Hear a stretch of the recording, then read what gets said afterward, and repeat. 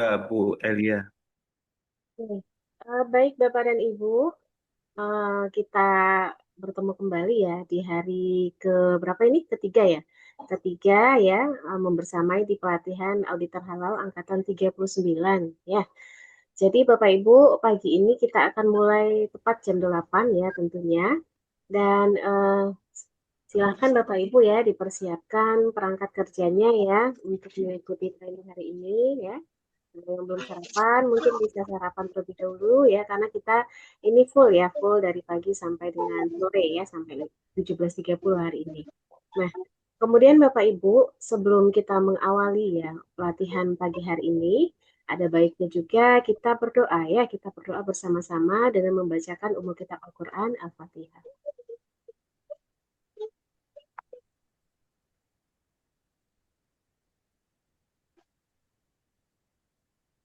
Hmm. Mudah-mudahan ya Bapak dan Ibu semuanya ya, kemudian kita semua di sini ya dimudahkan ya dalam melaksanakan kegiatan pelatihan hari ini oleh Allah Subhanahu wa taala. Jadi Bapak dan Ibu, untuk pagi ini akan diawali dengan sesi penyampaian materi terkait pengetahuan tentang bahan ya dan titik kritis kehalalan produk barang gunaan, produk kimia, biologi dan rekayasa genetik serta titik kritis logistik ini. Ya, seperti itu. Nah, ini materinya juga disampaikan 2 jam dari jam 8 sampai jam 10 ya Bapak Ibu. Mohon disimak ya. Kemudian di awal sesi ini Bapak Ibu sudah bisa mengisi presensi atau kehadiran di link login peserta. Silahkan Bapak Ibu mengisi absen terlebih dahulu sebelum disimak materinya ya. Begitu. Kemudian Bapak dan Ibu, seperti biasa sesi untuk keaktifan tentu ya kami sangat apa ya Bapak berharap Bapak Ibu aktif dalam sesi ini ya dan keaktifan juga akan ada poin tambahannya ya seperti itu. Baik ya. Oke, Bapak dan Ibu sekalian, eh, sepertinya juga narasumber kita sudah bergabung ya, Bapak Adisam ya. Untuk pagi ini akan disampaikan oleh Bapak Adisam. Ya, kita sapa dulu ya Bapak Ibu. Assalamualaikum Pak Adisam. Waalaikumsalam warahmatullahi wabarakatuh. Gimana Pak kabarnya hari ini? Ah, Ya, Alhamdulillah ya Pak. Izin Bapak ya. Alhamdulillah, sehat. Sehat. Alhamdulillah. Kita bertemu kembali di pelatihan auditor halal ya Pak. Ini angkatan ke-39 ya, sudah 39 angkatan. Dan untuk sesi Bapak nanti selama 2 jam ke depan akan dimoderatori oleh Ibu Dewi Khalifah ya Pak. Ya, siap. Ya, baik. Barangkali Bu Dewi juga sudah bergabung. Assalamualaikum Bu Dewi. Waalaikumsalam warahmatullahi wabarakatuh. Baik, sudah siap ya Bu Dewi ya, Pak Disam, Bapak Ibu Ya, insya peserta Allah. ya. Insya Allah. Kita mulai ya pelatihan hari ini. Untuk sesi pertama ini saya serahkan ke Bu Dewi ya, selama 2 jam ke depan. Silakan Bu Dewi. Ya, terima kasih Bu Elia selaku Ibu MPOT ya untuk pelatihan auditor halal angkatan 39. Bismillahirrahmanirrahim. Assalamualaikum warahmatullahi wabarakatuh. Waalaikumsalam warahmatullahi wabarakatuh. Bagaimana kabarnya hari ini Bapak Ibu? Tetap Alhamdulillah semangat. Bu. Alhamdulillah Hari ketiga ya, masih. Insya Allah penuh keberkahan nih pertemuan kita sampai 4 hari ke depan. Baik Bapak Ibu, pada sesi pertama hari yang ketiga ini kita akan mempelajari pengetahuan tentang bahan dan titik kritis kehalalan produk pada barang gunaan, pada produk kimiawi, pada produk biologi, dan pada produk rekayasa genetika, serta bagaimana titik kritis terkait jasa logistik. Dan pada hari ini sangat berbahagia sekali dan sangat bersyukur kita telah bersama-sama membersamai kita Bapak Dr. Andes Adisam, ZNMS IMBA. Beliau adalah seorang auditor halal yang sangat senior dan kompeten di bidangnya. Sehingga marilah kita manfaatkan kebersamaan kita dengan beliau selama 2 jam ini, Bapak Ibu, untuk bisa mendapatkan ilmu dan pengalaman terkait audit halal.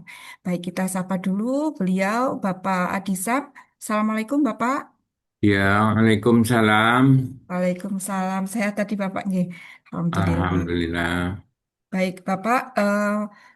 Sebelumnya saya akan informasikan bahwa peserta hari ini ada 23 orang peserta, Bapak, yang berasal dari. 23 ya. Iya betul Pak. Dari LPH yang sudah eksis, kemudian dari calon LPH dari perguruan tinggi dan 2 orang dari Mandiri. Untuk sesi hari ini Bapak ada 2 jam dimulai dari jam 8 sampai jam 10 dibagi menjadi 2 sesi yaitu paparan dan sesi diskusi tanya jawab. Mohon untuk berkenan meluangkan waktu sekitar 30 menit di sesi terakhir untuk tanya jawab dan diskusi Bapak. Demikian Bapak Ya, yang bisa saya sampaikan. Waktu dan layar saya persilahkan kepada Bapak. baik.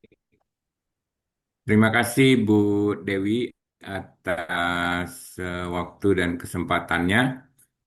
Suara saya bisa kedengaran? Tes dulu. Jelas Bapak? Alhamdulillah jelas. Jelas ya, yang terjauh di mana nih? Ada di Indonesia Timur atau luar negeri?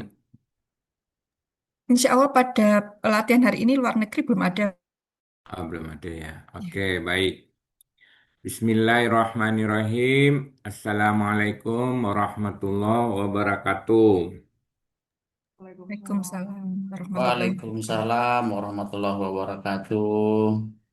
Eh, Warahmatullahi wabarakatuh. eh, Bapak dan Ibu yang saya hormati, Bismillah, selalu kita mulai dengan Bismillahirrahmanirrahim atas syukur kita atas limpahan rahmat, karunia, keberkahan yang diberikan oleh Allah Subhanahu wa taala sehingga kita bisa bertemu pada eh, pagi hari ini dalam suasana yang cerah ya. Cuaca ini kebetulan kalau saya kan tinggalnya di Bekasi ya. Jadi kasih alhamdulillah pagi ini cerah. Biasanya sih hujan, tapi ya alhamdulillah ya, alhamdulillah. Baik, eh, kita mulai saja. Bismillahirrahmanirrahim. Alhamdulillahirabbil alamin wassalatu wassalamu ala asrafil anbiya'i wal mursalin wa ala alihi washabihi rasulillahi ajmain. Amma ba'du. Saya izin mungkin menutup video ya supaya mungkin slideshow-nya stabil. Jadi saya izin.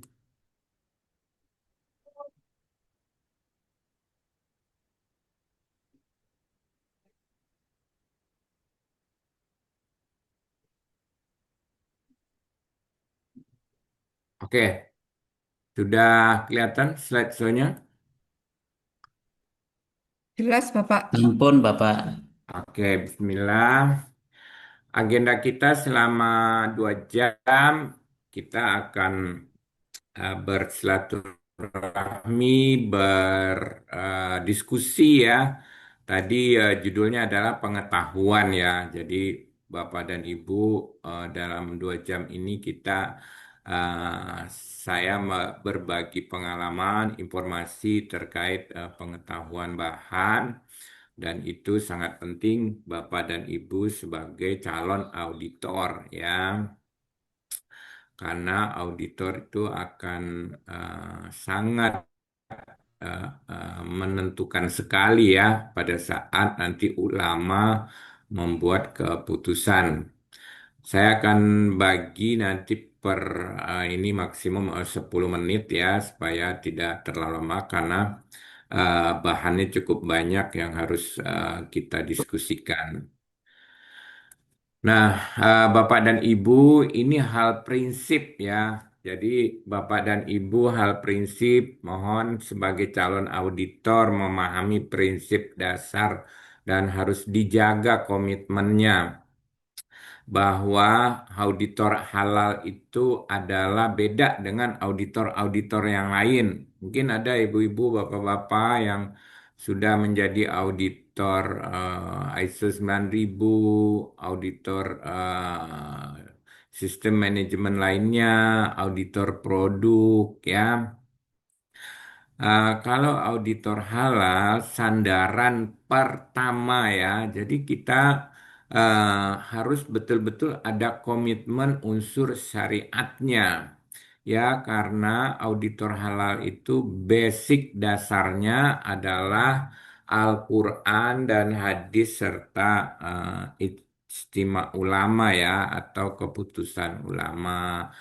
Dan itu tidak boleh main-main ya, tidak boleh main-main dalam artian uh, kita sebagai auditor, yang penting datang kemudian cek sekedarnya saja, itu malah memiliki resiko yang sangat tinggi ya. Nah, selalu saya di awal, walaupun judulnya pengetahuan titik kritis, saya memberikan reminder atau mengingat kepada Bapak dan Ibu bahwa dasar kerja atau dasar dari auditor adalah rujukan yang pertama yang di atas ya, sebelum ada undang-undang, SOP, manual, perka badan ya, peraturan presiden, ada aturan yang lebih tinggi ya, datangnya dari Allah Subhanahu wa taala. Ya, jadi nggak bisa ditawar-tawar itu ininya. Jadi referensinya itu adalah saya cuplik beberapa ya, sebetulnya masih banyak ya. Itu yang pertama adalah Quran surat Al-Baqarah ayat 168. Di sini yang diminta adalah manusia ya. Manusia berarti semua, baik yang muslim maupun yang eh, ini yang muslim di sini kan kata-katanya wahai manusia, sehingga manusia itu diperintahkan ya, makanlah dari makanan yang halal dan baik. Nah, jadi kata-katanya di sini selalu adalah halal and thoyyib, halal dan baik. Silakan nanti teman-teman calon auditor membaca Al-Quran kembali. Itu eh, bahwa bahasa Arabnya itu halal and thoyyib, satu paket. Ya, meskipun kita bertugas sebagai auditor halal, tetap kita patokannya, referensinya halal and toyib ya. Walaupun nanti toyibnya kan kalau menurut ketentuan pemerintah kan ada di Badan POM. Namun dari sisi referensi atau rujukan bahwa halal itu satu kesatuan, halal and toyib. Jadi kita boleh memakan makanan yang halal dan toyib yang terdapat di bumi ya, sehingga itu apa namanya, ada ketentuan dari Allah Subhanahu wa taala bahwa seluruh manusia untuk memilih makanan yang halal ya, halal dan toyib, sehat, bergizi, aman. Kemudian dilanjut lagi ke Al-Baqarah juga ada ya. Di situ orang-orang yang beriman ya. Jadi di sini yang diminta adalah orang-orang yang beriman. Makanlah dari rezeki yang baik yang kami berikan kepada kamu dan bersyukur ya. Jadi di sini juga apa namanya, ditekankan bahwa bagi orang yang beriman untuk memakan makanan yang baik ya dan bersyukur. Kemudian di Al-Maidah 88 ada juga terkait makanlah sebagian. Jadi sebagian dari apa, dari yang telah Allah rezekikan kepadamu sebagai makanan yang halal lagi baik ya, toyib ya, halal and toyib, dan bertakwa. Di sini Al-Quran, Allah Subhanahu wa taala menekankan makanan haruslah halal and toyib ya, halal dan baik. Nah, ini apa manfaatnya? Memiliki kesucian hati, akal, ruh, jasad ya. Jadi tentu Allah sudah memiliki apa namanya, tujuan ya, bahwa kalau kamu manusia saya suruh makan yang begini pasti manfaatnya banyak sekali. Ya, nah, pada dasarnya hubungannya dengan kegiatan audit ya berdasarkan ayat-ayat itu ada benang merahnya ya benang merahnya yang pertama itu halal zatnya makanya kita telusuri sumber bahannya dari apa hewankah atau non hewan atau sintetik nabati ya jadi untuk memastikan zatnya halal zatnya misalnya daging sapi kambing ayam ikan yang tidak najis. Kemudian halal cara perolehannya tidak didapat dari hasil yang mencuri, menipu atau dari riba ya. Nah, ini ada benang merahnya juga pada saat kita melakukan audit, kita kan melihat catatan rekaman pembelian ya, paling tidak kita bisa identifikasi oh ini benar belinya di toko mana ya atau di supplier mereka punya supplier makanya pada saat audit itu auditor juga melihat bagaimana incoming material bagaimana catatan pada saat bahan datang nah dari situ kan ada catatan-catatan yang paling tidak kita bisa lihat mereka memperolehnya dari pembelian seperti apa caranya bagaimana apa yang dicek ya incoming material. Kemudian halal prosesnya. Ya, prosesnya makanya auditor harus menyaksikan bagaimana proses. Kalau dia berasal dari hewan, berarti harus ada proses penyembelihan yang harus kita lihat, kita pastikan melalui juru sembelih halal dan lain sebagainya. Sehingga harus disembelih dengan menyebut nama Allah Subhanahu wa taala. Kemudian tidak kotor, tidak menjijikkan, berarti itu ada toyib. Nah, di sini ada juga tambahan tidak berlebihan. Quran Surat Al-A'raf 31. Nah, ini juga sebetulnya ada benang merahnya. Kalau kita audit makanan misalnya. Misalnya garamnya terlalu banyak, berlebihan. Akhirnya kan itu jadi tidak baik ya, karena asin ya.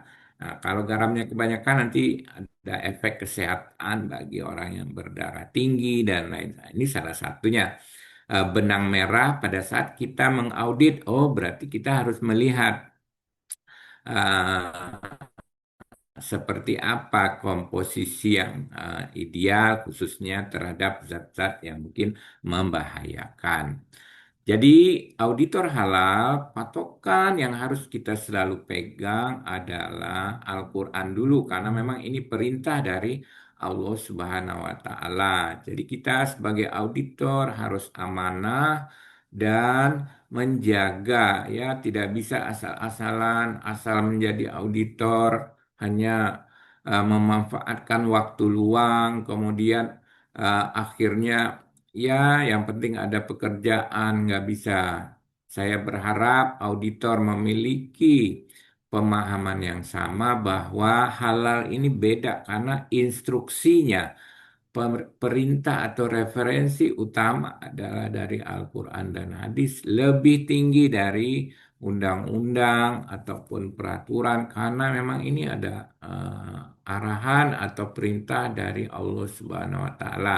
Sebagai penganut muslim, kita harus berkomitmen untuk menjalankan dan membantu orang lain yang mungkin tidak punya kapasitas untuk melihat status kehalalannya. Kemudian ada beberapa juga yang kita jadikan rujukan Al-Maidah ayat 3 ya yang berupa kata-kata itu yang diharamkan itu apa aja yang jelas ya yang jelas dilarang atau diharamkan bagimu memakan bangkai, darah, daging babi, dan daging hewan yang disembelih bukan atas nama Allah. Ya, yang tercekik, yang dipukul, yang jatuh, ditanduk, yang diterkam binatang buas, kecuali sempat kamu sembelih, dibacakan asma Allah. Ya, Terus ditegaskan lagi pada Al-Quran ayat Al-An'am 145. Nah, Bapak dan Ibu sebagai auditor berikutnya harus memahami alur sertifikasi. Posisi kita di mana? Posisi kita adalah pada saat melakukan proses audit yang ditugaskan oleh LPH pada posisi 7 ya. Mudah-mudahan teman-teman sudah mempelajari kemarin. Nah, saya ringkaskan peran auditor halal dalam proses sertifikasi halal itu sangat-sangat menentukan, sangat kritis ya. Auditor itu wakil ulama yang ada di lapangan. Ulama nggak bisa dia. Ulama kan umumnya orang yang udah sepuh ya, mungkin juga kegiatannya banyak, sehingga dia pada saat mau memutuskan halal atau haram nggak mungkin dia ke lapangan. Nah, untuk ke lapangan berarti harus ada wakil dia yang menyaksikan, yang melihat bahan ya. Jadi teman-teman otomatis sebagai representatif ulama di lapangan. Sehingga inilah diperlukan sekali amanah, komitmen, menjaga integritas ya. Karena kalau datanya kurang yang dilihat, ada yang lupa dilihat oleh auditor, ya tadinya bahannya ada mungkin karena nggak sempet auditornya buru-buru udah jam 3 udah mau pulang, ada bahan yang nggak ditelusuri. Ya, tahu-taunya bahannya mengandung yang non halal, akibatnya keputusannya halal, tahu-tahu ada bahan yang non halal. Sehingga teman-teman auditor sebagai wakil ulama harus memiliki waktu yang cukup, eh, penjadwalan ya, detail ya, melihat karena tadi halal zatnya, halal prosesnya, bahan-bahannya apa yang digunakan. Nah, yang tidak kalah beratnya adalah auditor itu saksi. Ya, kalau nanti ulama membuat keputusan, karena keputusan yang berhak memutuskan halal haram itu adalah ulama ya. Jadi auditor tidak berhak memutuskan apa-apa. Kalau BPCPH hanya menerbitkan sertifikat halal, tapi yang berhak memutuskan ini halal atau haram adalah ulama, orang yang memiliki pengetahuan, yang memiliki pengalaman, bekal bahwa mereka bisa bertanggung jawab untuk memutuskan ini produk menjadi halal atau haram. Nah, auditor sebagai saksi ya, saksi. Kalau saksinya salah, kalau saksinya asal-asalan, bagaimana keputusannya yang dibuat? Nah, tentu teman-teman, bapak-bapak dan ibu sudah tahu lah. Kalau saksinya eh, menutupi atau nggak teliti ya, yang tadinya halal bisa jadi non halal, yang jadinya non halal bisa jadi halal karena saksi atau informasi yang diberikan oleh auditor itu keliru ya. Nah, di sini perannya auditor betul-betul harus memiliki pengetahuan, ketelitian, kecermatan ya dalam rangka memberikan informasi data kepada ulama. Nah, berikutnya auditor akan bertugas mengumpulkan data-data bahan yang digunakan dalam proses produksi. Kemudian menyaksikan proses produksi yang akan disertifikasi ya. Kita harus jelas yang akan disertifikasi itu ruang lingkupnya apa. Kita lihat enggak, walaupun kadang hanya berupa foto ya, karena mungkin tidak ada proses produksi. Memastikan kembali ruang lingkup dan memastikan kesesuaian implementasi di lapangan dengan persyaratan sertifikasi halal. Berikutnya, Bapak dan Ibu, secara umum tidak akan jauh dari gambar ini titik kritis dalam proses produksi halal ya. Tidak akan jauh-jauh Kalau kita ke lapangan, apapun jenis produknya, mau makanan, minuman, kosmetik, barang gunaan, ya, pasti siklus dari proses produksi yang ada di suatu industri, mau industri rumah tangga, industri menengah, besar, ya, itu akan dimulai dengan bahan, ya, bahan. Nah, di sini bahan ada bahan baku utama, bahan tambahan, bahan penolong, ya, bahan pencuci, bahan kemasan, ya. Nah, ini bahan. Titik kritis yang pertama adalah dari bahan. Bahannya apa ya? Apakah sumber bahannya berasal dari hewan? Nah, kalau dari hewan berarti dicek hewannya hewan yang halal atau hewan yang non halal. Nah, kalau hewan non halal berarti sudah nggak boleh, nggak bisa lanjut, ya, karena udah pasti kalau hewannya non halal kan sudah ada ketentuan dari ulama, sehingga itu sudah menjadi titik kritis. Nah, kalau hewannya halal itu misalnya menggunakan bahan baku daging, ya, dagingnya daging beku dibeli di pasar, ya. Nah, kita harus pastikan hewannya sudah halal, oke. Lalu kalau hewannya sudah halal, apakah sudah disembelih sesuai dengan ketentuan syariat? Berarti harus ada dilihat sertifikat halalnya ada atau enggak. Berarti kalau dia tidak ada kejelasan, berarti kita harus memastikan bahwa dia sudah disembelih sesuai ketentuan syariat, ya.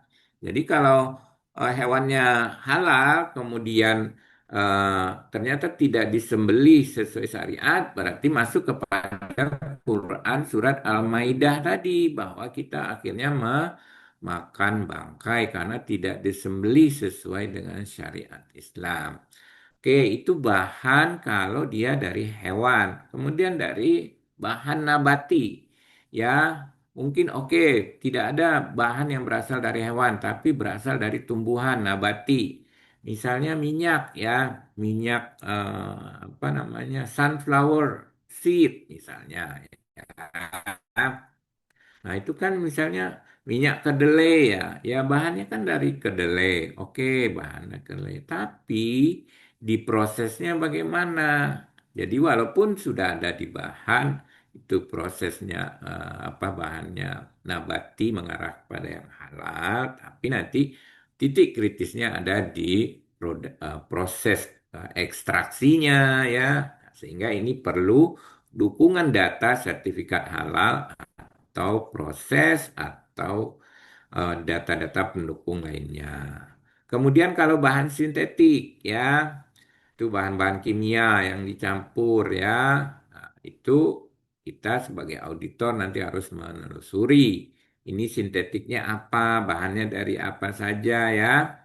Nah, kemudian bahan kemasan, ya, kalau menggunakan kemasan yang berasal dari apa namanya recycle misalnya. Nah, itu harus ditelusuri gimana kita memastikan bahwa tidak ada termuat bahan-bahan yang non halal. Nah, setelah dari bahan, pasti teman-teman calon auditor akan melihat bagaimana perusahaan memastikan sebelum membeli bahan apa yang dilihat, ya, status kehalalannya kah atau yang lainnya tambah, ya, keamanan, ke mutu dan lain sebagainya. Kemudian bagaimana mereka menerima bahan, ya, setelah menerima bahan kemudian menyimpan bahan. Nah, kalau menyimpan bahan nanti ada proses penyimpanan, cara penyimpanan dan lain sebagainya. Nah, setelah itu baru ke produksi PPH.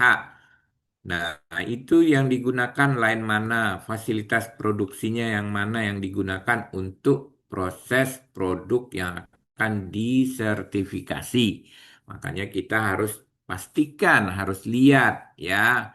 Jadi nggak bisa auditor, ya udah Pak, Pak di sini aja. Ini apa namanya kebetulan produksinya lagi nggak ada, jadi nggak bisa dilihat ya, harus dilihat fasilitas produksi yang mana yang akan menjadi ruang lingkup ya, sehingga itu proses produksinya minimum ada kelihatan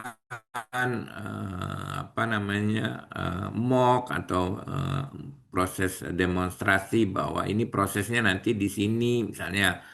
Kalau audit di makanan ya, misalnya dapurnya di mana ya, dapurnya apakah nyatu atau tidak. Nanti ada istilahnya dedicated facility ya. Mungkin nanti yang sudah belajar sistem jaminan produk halal. Berikutnya adalah kemasan, packaging ya, kemasan, proses pengemasan, siapa yang melakukan, tempatnya di mana, bahan kemasannya seperti apa. Itu jadi titik kritis. Ya, kemudian masuk ke gudang. Ada gudang sementara, ada gudang yang siap kirim, ada juga mungkin gudang yang ada di pelabuhan. Nah, ini perlu dilihat titik kritisnya kalau termasuk ruang lingkup, ya.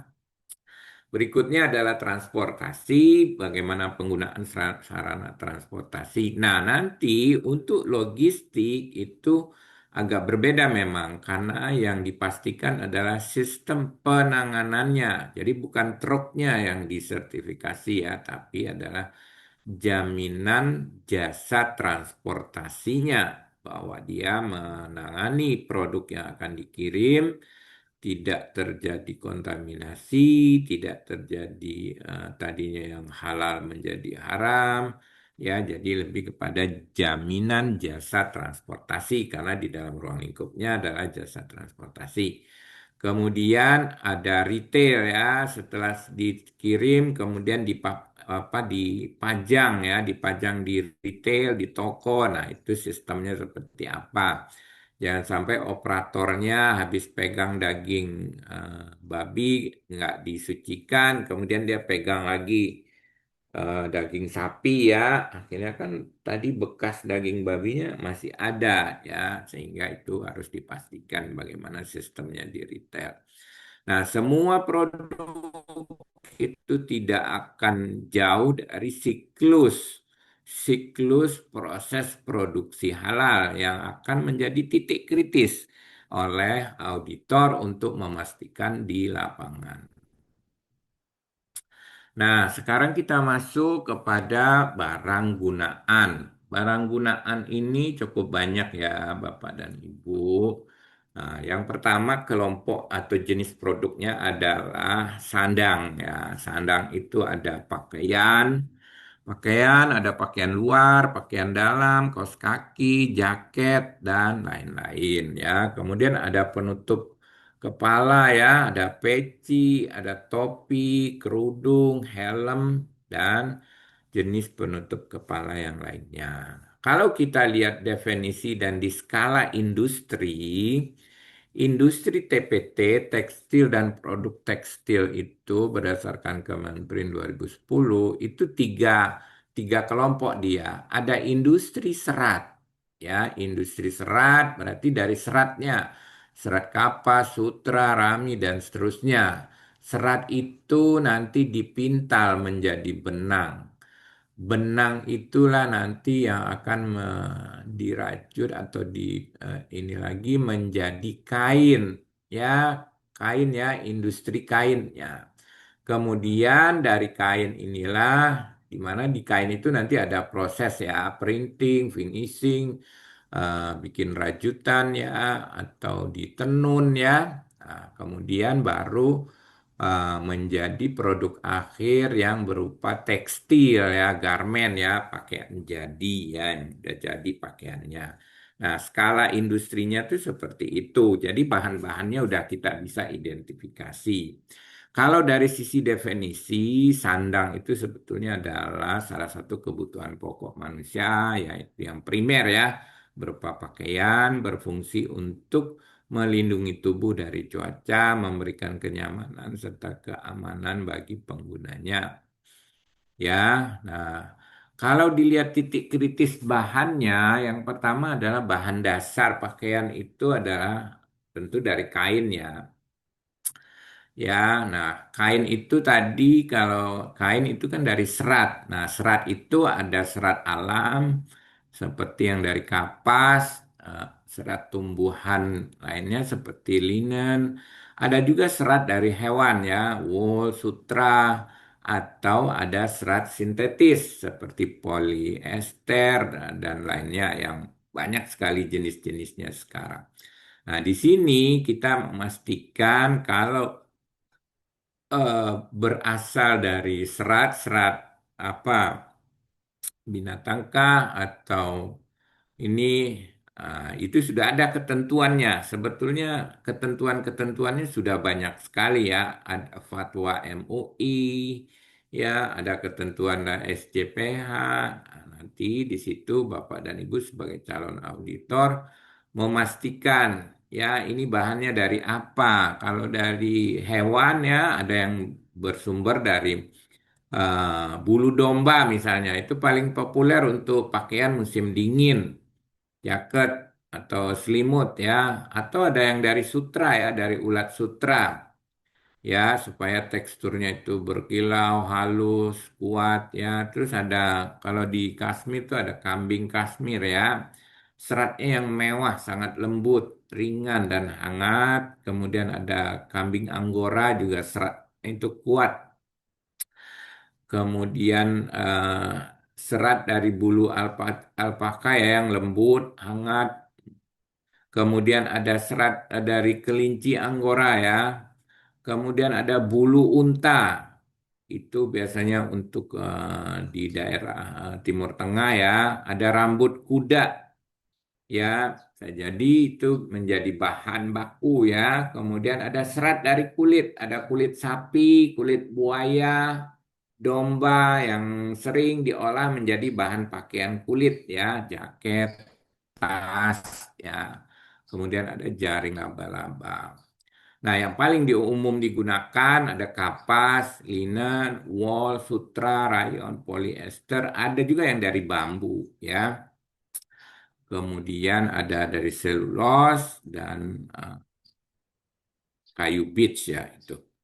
Nah, di sini yang pertama yang bisa kita pastikan adalah berasal bahannya dari apa? Bahan serat dari hewan kah, atau tumbuhan, atau dari apa sama sintetik. Ya. Nah, kalau kita lihat prosesnya, itu secara kasat mata mungkin itu banyak yang apa namanya, wah ini ndak kritis ini. Tapi ada poin-poin penting yang perlu kita waspadai nanti kalau misalnya audit di pabrik viskos atau pabrik apa namanya benang ya. Nah, di sini harus kita lihat alur prosesnya bagaimana.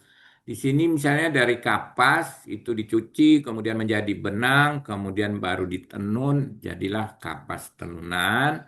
Nah, di sini pada waktu benang itu proses pembentukan ukurannya itu ada penambahan karboksimetil, karboksimetil, ada selulos, ada alkohol polifenil, ada kanji, ada lem. Nah, kadang-kadang lemnya ini berasal dari lem gelatin.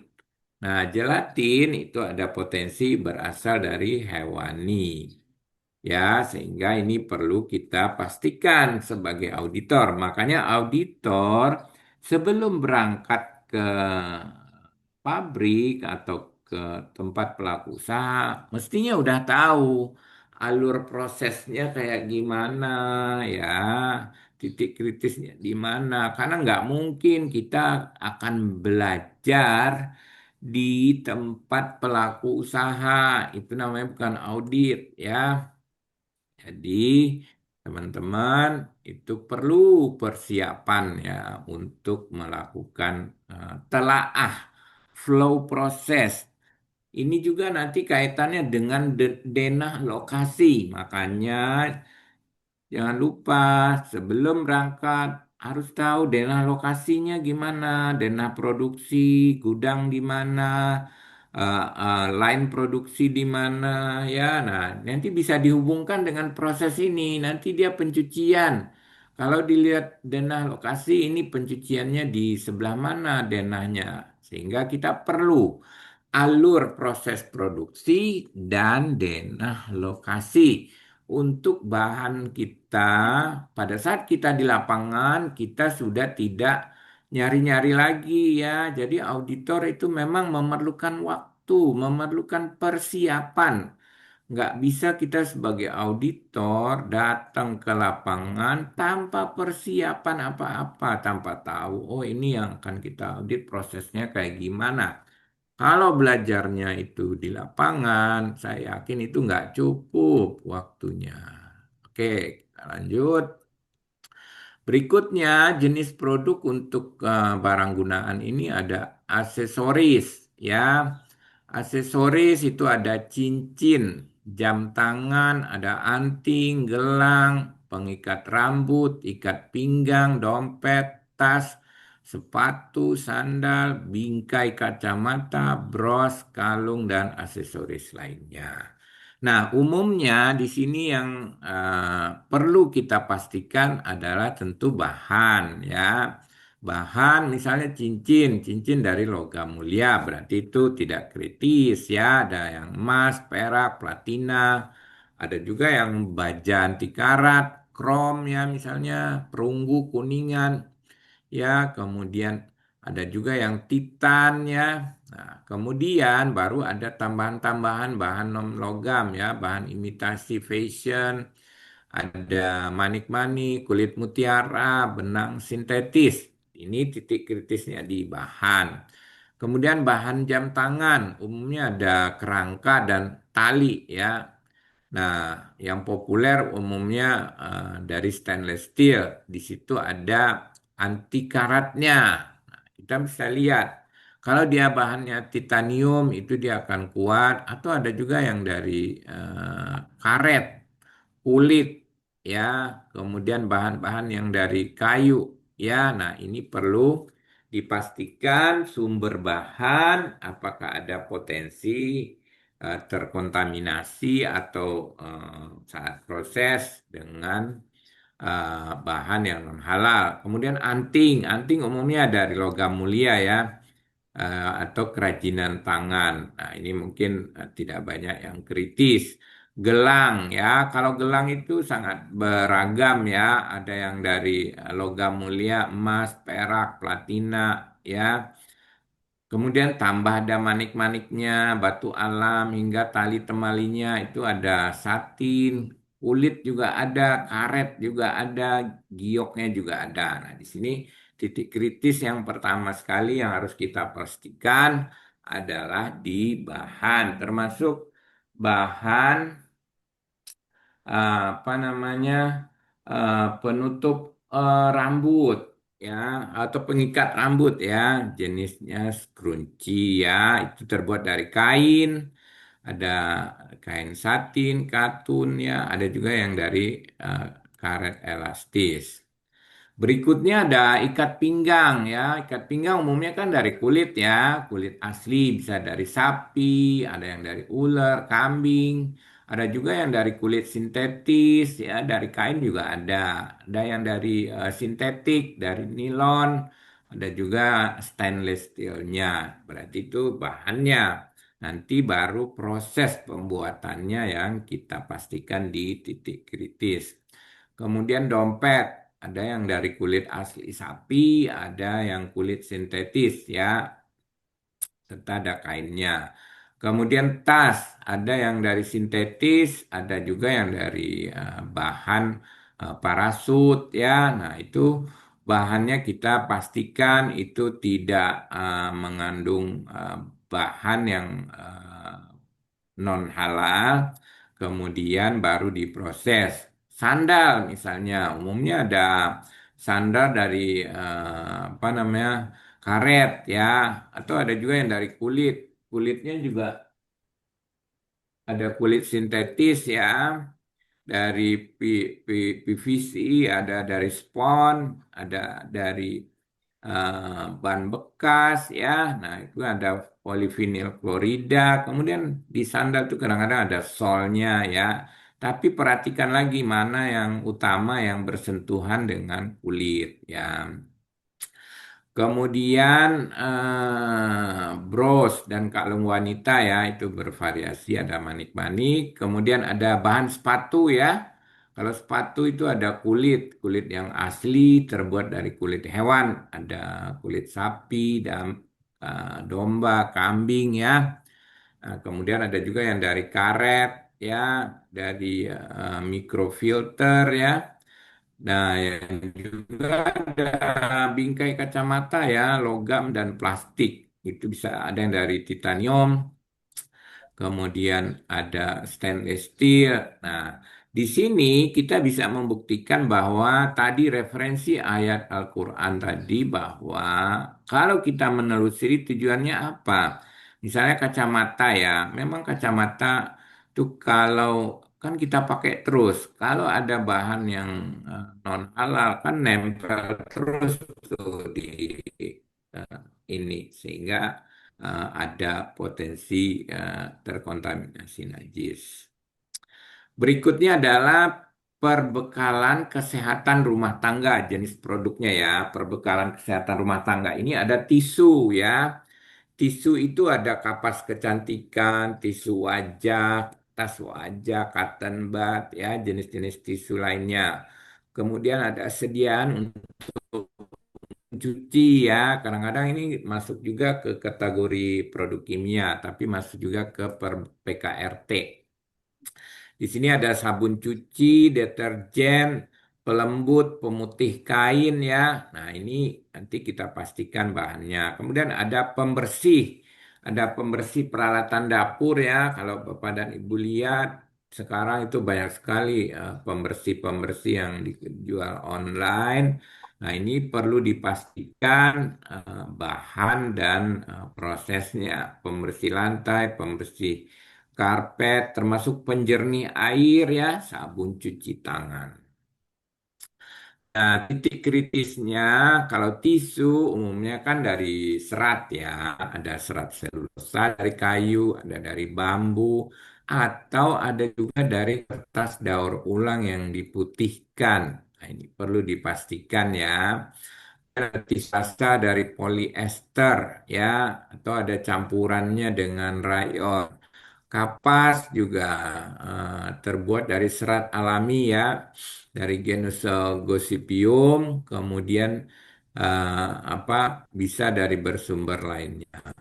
Untuk sabun, sabun cuci ya itu komponen-komponennya ada surfaktan pembersih lemak, ada pengental, ada pengangkat noda.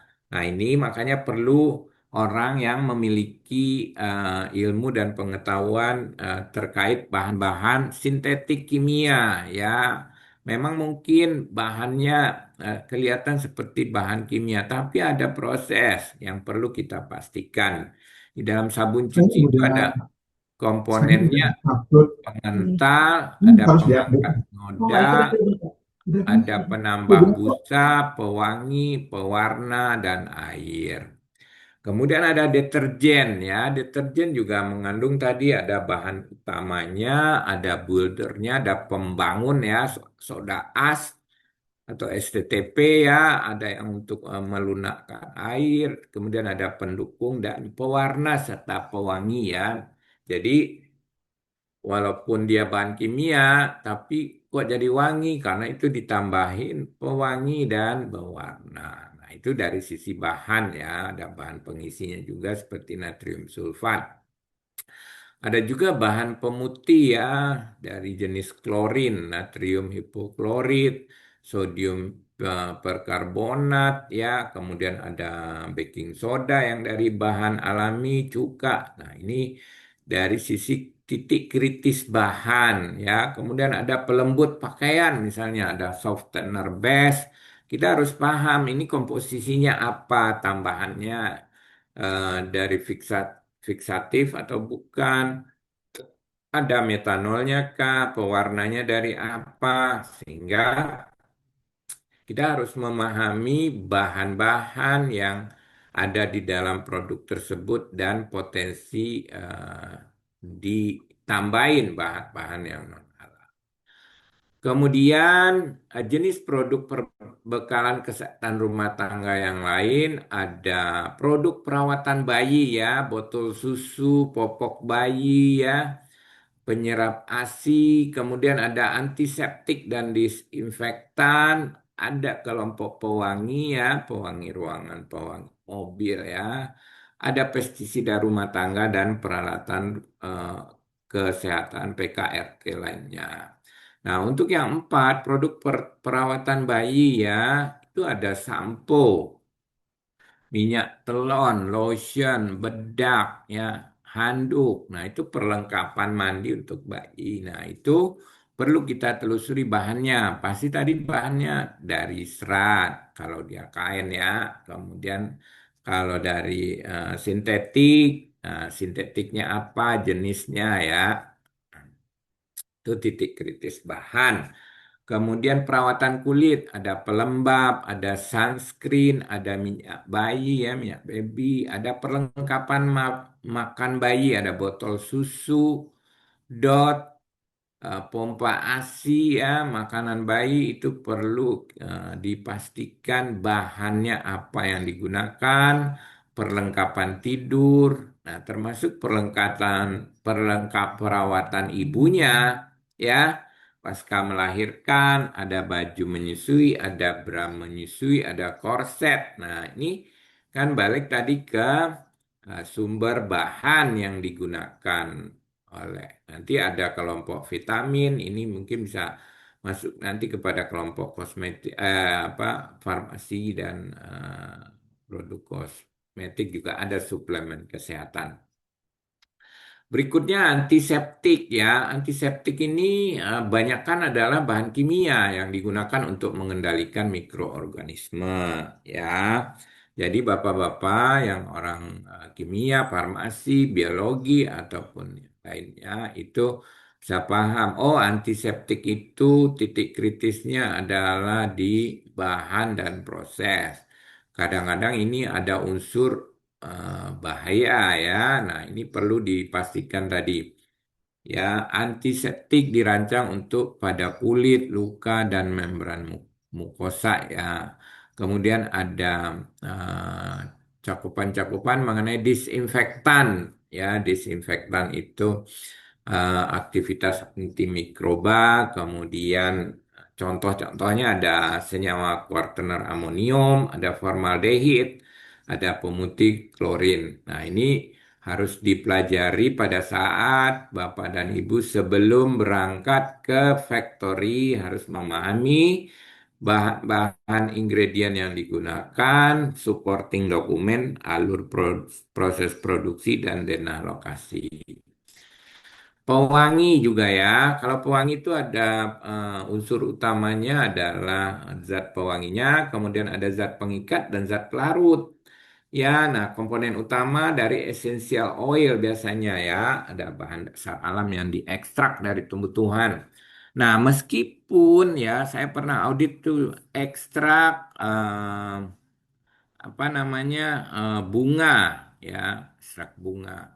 Nah, itu secara ekstrak oke dari alkohol nanti alkoholnya dihilangkan. Ternyata pada saat proses ekstraksi itu dia menggunakan enzim untuk memisahkan pengganggu-pengganggu lainnya. Ternyata ditelusuri enzimnya terbuat dari unsur non halal babi sehingga walaupun dia mungkin hasil ekstrak ya, tapi ada proses pemisahan hasil ekstrak itu dari menggunakan bahan-bahan yang non halal itu yang kita harus pastikan. Kemudian senyawa utama di dalam pewangi ada benzil alkohol, limonen, linalol. Kalau dia udah menjadi senyawa murni menjadi sintetik itu menjadi non kritis. Ada pelarut, pelarutnya adalah etanol dan air. Kemudian ada bahan tambahan, penyerap UV, pengawetnya apa ya, sama pewarna. Ini memerlukan pengetahuan kimia untuk memastikan bahan-bahan dan proses yang dilakukan. Pestisida rumah tangga. Nah, memang ini kalau saya secara pribadi kayaknya agak riskan ini kalau diberikan. Karena umumnya pestisida itu hampir dikatakan berbahaya. Ya, jadi ya. Tapi karena ini terdapat di dalam KMA, kita harus memastikan juga, karena dulu pernah ada pestisida eh, semprot ruangan ya yang sudah mendapat sertifikat. Nah, umumnya bahan aktif pestisida rumah tangga itu ya insektisidanya ada piretrin, ada piretroid, ada organofosfat, karbamat ya. Kemudian ada yang sumbernya dari apa namanya untuk mengendalikan jamur dan fungisida, rodentisida ya. Nah, bahannya lagi ya, bahan utama tadi ada apa namanya bahan kimia ya, sipermetrin, transflutrin ya. Nah, itu. Namun ada juga bahan tambahannya ya. Bahan inertnya ada pelarut, ada pengemulsi, ada stabilizer, ada penetrasi, dan ada aroma. Berikutnya adalah peralatan rumah tangga lainnya, nama kelompok jenis produk 5 itu ada sofa, kursi, meja, sendok, garpu, piring, mangkok, gelas ya yang sehari-hari Bapak dan Ibu temukan di rumah masing-masing ya. Nah, ini titik kritis pasti yang pertama bahan. Nah, bahan kemudian baru dilihat proses dan utamanya ini yang bersentuhan langsung dengan proses makanan ya. Misalnya tadi panci ya, panci pemasak itu kan ada yang pakai enamel ya, itu dilapisi gitu. Nah, lapisannya itu apa? Bahan kimia kah? Atau ada potensi terbuat dari bahan yang non halal. Misalnya apa tuh? Kuas ya, kan ada kuas yang terbuat dari bulu babi ya, ininya. Nah, padahal itu kadang-kadang sederhana ya. Mana mungkin ternyata ada gitu bahan kuas yang terbuat dari bulu babi. Kemudian piring misalnya, saya pernah menemukan di hotel besar ya, piring itu ternyata ada yang terbuat dari tulang. Ternyata tulangnya itu ada yang berasal dari tulang babi. Ya, kebetulan impor itu produk impor kan katanya bagus-bagus. Tapi bersyukurnya produsennya jujur menyampaikan bahwa di belakang piringnya itu ada tanda bahwa ini terbuat dari tulang babi ininya, sehingga balik lagi tadi bahannya apa yang digunakan untuk membuat peralatan-peralatan rumah tangga ini ya, termasuk tadi sarung tangan, mixer ya, kemudian adonan. Kalau kursi udah jelas ya, itu kainnya yang kita dudukin ya, kemudian juga cookware ya, lapisannya apa. Umumnya kalau cookware kan memang dari stainless steel ya, 203 bahan bakunya. Tapi prosesnya ada nggak? Misalnya yang kemarin saya pernah audit tuh itu apa namanya untuk MBG tuh omprengan atau wadahnya itu. Nah, bahannya memang bahan stainless steel. Tetapi pada saat membentuk itu ada di apa dilembutkan dulu pakai minyak. Nah, ternyata minyaknya bersumber dari minyak babi sehingga harus diganti dulu menjadi minyak yang halal ya. Ya, kan itu berarti kalau melumaskan itunya pakai minyak babi berarti kan di unsur itunya ada sisa minyak babinya. Sehingga minyaknya untuk melumaskan itu diganti dengan yang halal. Berikutnya ada perlengkapan peribadatan ya, sajadah, tasbih, sarung, mukena ya. Nah, itu kan umumnya terbuat dari bahan kain ya, sama logam ya, sehingga ini perlu dari titik kritis bahan. Kemasan plastik, kemasan kertas, Nah, untuk kemasan umumnya dari sintetik kimikal. Namun, tetap kita harus memastikan titik kritis bahannya ada potensi dari bahan yang non halal, termasuk yang kelompok 8 ya, alat tulis. Ya, ada tinta, lem, ya tadi ada lem yang bersumber dari gelatin ya. Kemudian yang tidak kalah rumitnya adalah alat kesehatan. Di sini alat kesehatannya ada 17 kelompok ya. Sehingga di sini ada kita harus memahami yang mana yang bersentuhan langsung dengan pasien, yang mana yang berpotensi terbuat dari bahan hewani. Itu kita harus betul-betul memastikan karena ini alatnya banyak sekali ya, ada pewarna biologi, ada hematologi ya, ada peralatan diagnostik, ada anestesi sehingga kita harus membedah satu persatu bahannya dari apa, kemudian ada potensi terkontaminasi atau tidak ya peralatan tulis kantor. Misalnya tadi ini peralatan alat kesehatan ya, itu adalah instrumen, aparatus, mesin, implan, reagen ya, kelompoknya besar sekali. Sehingga ini memerlukan ketelitian dan keahlian dari auditor untuk membedah bahannya apa, prosesnya bagaimana. Nah, yang terakhir untuk penggunaan itu adalah kelompok 10 adalah bahan penyusun barang gunaan. Jadi, di situ ada bulu hewan, ada kulit hewan, dan nah, di sini ada catatan ya, Bapak dan Ibu, rincian jenis produk satu dan 11 sampai 10 3 ini hanya yang berasal dari eh, atau mengandung unsur hewan. Oke, itu sementara barang gunaan memang banyak ininya.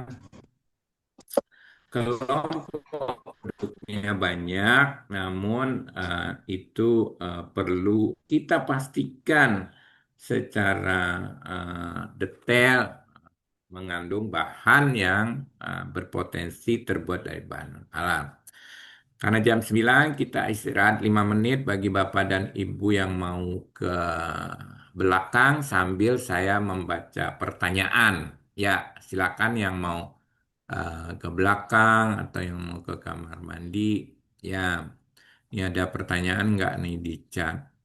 Kayaknya nggak ada pertanyaan dari di chat izin ke toilet kebanyakan. Ya, saya pikir sih silakan izin ke toilet nggak apa-apa. Oh, ada satu nih dari Bapak atau Ibu ini ya. Buah-buahan dan sayuran kan positif list.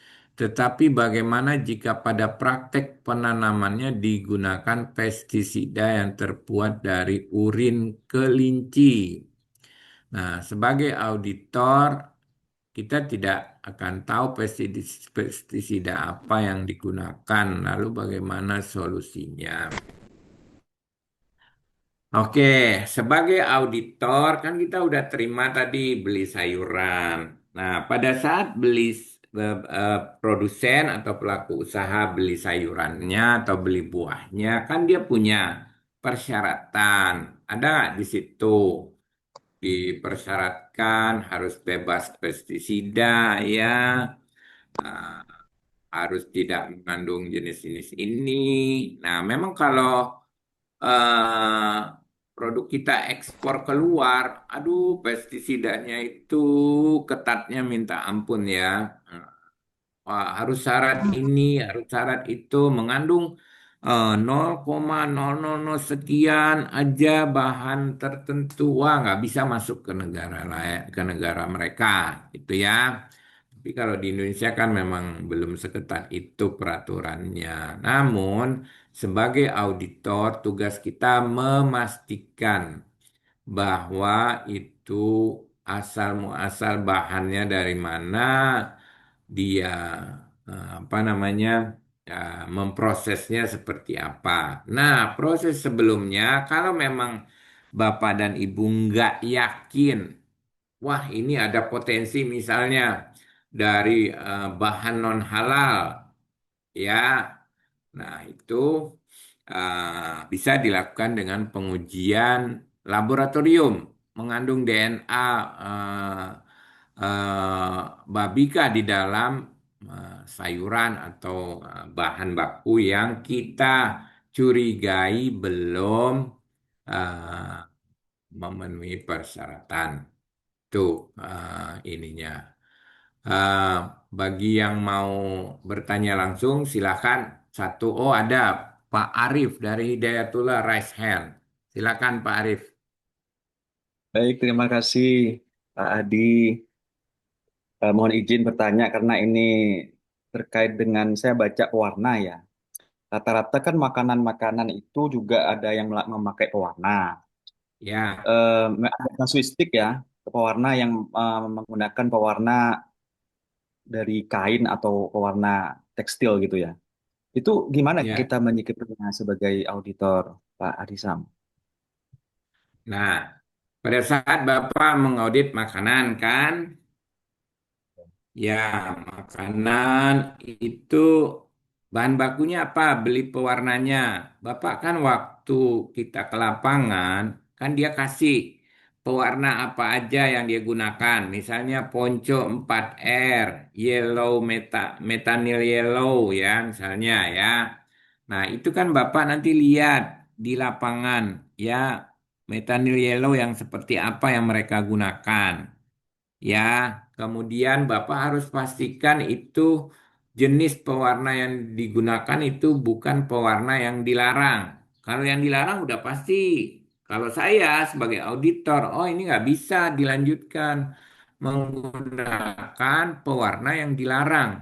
Ya, itu kan sama dengan menurut ketentuan memang itu dari Badan POM, bahan pewarnanya udah dilarang ya, misalnya eh, apa ya kemarin itu yang dilarang pewarna itu.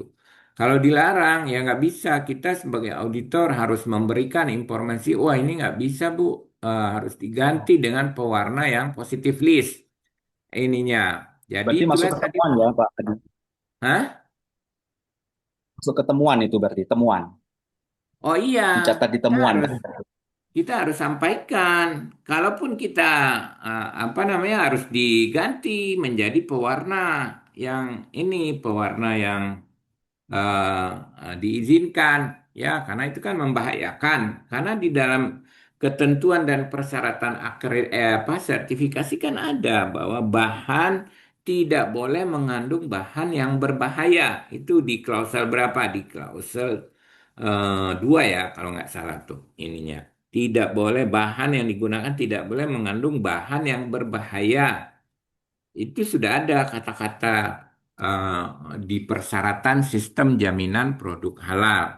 Jadi kalau diketemukan bahan yang berbahaya ya harus dikasih tahu ke pelaku usaha ininya. Oh ini nggak bisa digunakan. Terlepas nanti Bapak mau menulis jadi temuan itu kembalikan nanti kan ada aturan dari LPH ya, aturan dari LPH atau Ya. pekerja atau bekerja dari LHLN karena ada LPH kalau ketemu yang bahan berbahaya ya nggak bisa dilanjut nanti malah orang keracunan gimana. Iya, iya. Iya. Kan jadi beresiko kan ininya jadi ya kalau udah yang fatal yang menggunakan bahan yang berbahaya bahan yang ini ya ya kalau saya memberikan eh, pertama kita kan harusnya udah tahu di awal Pak di awal tuh sebelum berangkat kita udah tahu oh ini bahannya apa aja mereka harus kasih pelaku usaha itu ada daftar bahan yang kita peroleh sebelum berangkat. Jadi saya selalu pesan kepada auditor, kalau nggak punya data dan informasi jangan berangkat. Orang Oh, gitu. bahannya aja belum tahu, yang mau diaudit apa, udah berangkat. Karena cepet-cepet pengen dapat SPJ. Kan? Oh, iya. Jadi harus sebelum berangkat harus tahu dulu bahan yang akan Mohon kita izin audit apa. tadi. Jadi Ya, ya mohon izin saya ini nyambung. Jadi ketika kita melakukan des audit ya sebelum berangkat, Ya, Nah, ternyata bahan-bahan yang disampaikan itu belum lengkap atau list di di di di form itu belum lengkap. Itu berarti kita jangan berangkat dulu ya, Pak Adi. Atau kita minta kalau konfirmasi saya ke sana. saya konfirmasi Pak, konfirmasi Iya. ke pelaku usaha. Oh Ini ya. bahan ini dipakai atau enggak Ya. ininya. Jadi makanya sebetulnya auditor kerjanya itu yang utama itu sebelum berangkat. Sebelum berangkat kita harus pastikan bahan. Kalau bahannya kurang, ini bahannya mana? Datanya kok nggak ada. Kalau Bapak dan Ibu datanya nggak lengkap, kemudian pada saat di lapangan itu kan waktunya singkat. Iya. Waktunya singkat, datang ke sana. Saya datang ke sana jam 9 misalnya. Udah opening jam 9, cek, ngobrol-ngobrol. Tahu-taunya udah jam setengah 12. Setengah 12 udah mulai siap-siap mau makan siang, mau apa. Nanti balik-balik makan siang setengah 2. Syukur-syukur kalau nggak diajak ke itu. Kalau auditornya senang diajak, ya baliknya jam 2 sampai setengah 3. Nanti jam 4 udah selesai. Mau dapat apa sementara bahannya aja bisa 30, 40. Yang harus kita verifikasi satu-satu, dilihat di lapangan ini barangnya mana. Contoh kemasan yang ada itu apa. Jadi eh, sangat menurut saya, pengalaman saya, kalau kita harus well prepare sebelum berangkat. Jadi kalau ketemu yang belum sesuai harus diminta di awal. Kecuali Bapak dan Ibu mau dan bisa mengatur, oke saya kerjakan lagi semuanya di lapangan. Ya ada resiko kalau semuanya di lapangan, ada yang tidak terlihat, ada yang tidak terverifikasi. Akhirnya itulah yang terjadi. Loh, kok udah disertifikasi ini mengandung bahan yang non halal. Nah, itu gimana? Ya, gitu ya Pak. Pak dari Sarif Hidayatullah ya? Ya, Dari iya Pak, Hidayatullah ya? Pak Adi, ya Pak Adi. Terima kasih banyak penambah wawasan. Terima kasih banyak Pak Adi. Oke, kita lanjut ya. Oh, ini ada satu ya. Pak siapa nih? Gumilang. Bukan. Ada Ya satu Pak, lagi. Iya, Bapak mau tanya atau gimana? ya Oh, Pak mau nanya Pak izin. mau nambahin. Silakan. Mau nanya Pak izin. Mungkin mau menanyakan Pak. Kan di tempat kami di LPH kami ya Pak ya waktu itu sempat ada pengajuan terkait barang gunaan tinta Pak. Nah, Nah cuman Dinda. pada waktu itu kan saya kurang tahu apakah regulasinya seperti itu Pak. Jadi ada produsen tinta printing gitu ya Pak ya. Nah, itu mengajukan sertifikasi halal namun ditolak karena tidak mengandung unsur hewani. Kira-kira apa memang ada peraturan seperti itu ya Pak ya untuk tinta? Padahal kan tinta ini kan bisa jadi eh, digunakan untuk kemasan bahan primer makanan atau seperti apa gitu Pak. Ataukah tinta yang di sini dimaksud memang ada tinta-tinta khusus yang diperbolehkan untuk diajukan sertifikasi gitu Pak. Jadi nggak semua tinta gitu. Sama mungkin titik kritisnya tinta ini apakah lebih di bahan penyusunnya ataukah proses gitu ya Pak. Mungkin izin itu Pak dari saya Pak. Oke, kalau tinta tadi masuk ke kelompok bahan barang gunaan ya Pak. Ya tadi ada ya, saya baca itu ada tinta, lem, ada Mm-mm. pulpen ya, itu masuk kepada barang yang disertifikasi halal. Itu yang pertama. Ya, itu penggunaannya bisa jadi seperti yang Bapak sampaikan tadi, bisa untuk makanan dan lain sebagainya. Ada potensi, ya, berarti ada potensi ya. Kemudian kalau titik kritis udah pasti ya dari bahannya apa ya tadi ya yang ungu itu yang menyebabkan dia warna ungu itu bahannya apa ya otomatis titik kritis tadi di bahan ya. Nah, namun kalau untuk kewenangan memutuskan ditolak atau tidak harusnya ada di BPJPH, bukan di LPH, ya. Jadi harusnya Yang menerima permintaan itu adalah BPJPH. BPJPH akan mengeluarkan surat penolakan kalau menurut ketentuan karena BPJPH yang sebagai lembaga sertifikasinya ya, Bapak-bapak dan Ibu. Lembaga sertifikasinya adalah kalau di Indonesia adalah BPJPH. Jadi BPJPH yang memiliki kewenangan memutuskan ditolak atau diterima karena ada eh, persyaratan-persyaratan. Nah, tadi kalau LPH Bapak menolak ya itu LPH Bapak yang punya kebijakan ya. Tapi kalau saran saya yang berhak menolak itu harusnya lembaga sertifikasinya yaitu BPJPH ya. Gitu ya Pak ya. Oh, Mudah-mudahan bisa maaf Pak. menjawab. Maaf Pak, maksudnya yang nolak BPJPH Pak, bukan LPH kami Pak. Jadi ada pelaku usaha approach ke kami, ingin sertifikasi halal gitu Pak. Cuman sama BPJPH kok ditolak, bingung padahal kan masuk di list. Sedangkan keterangannya itu tidak mengandung unsur hewani gitu Pak. Makanya kita bingung juga apakah ini Ya, wajib nggak atau apa-apa. tidak gitu sih Pak. Nggak apa-apa, itu kewenangan BPJPH, Pak. Nanti kalau BPJPH yang memutuskan ya monggo aja. Kita sebagai auditor, sebagai LPH ya tinggal ikut, Pak. Ininya. Mungkin BPJPH punya kebijakan lain ya sebagai lembaga sertifikasinya. Gitu, Pak. Kalau ditolak juga nggak apa-apa, mungkin ada pertimbangan lain dari BPJPH. Tapi kalau kita sebagai auditor, pertimbangannya tadi bahannya apa? Ada potensi nggak terkontaminasi? Gitu ya, Pak.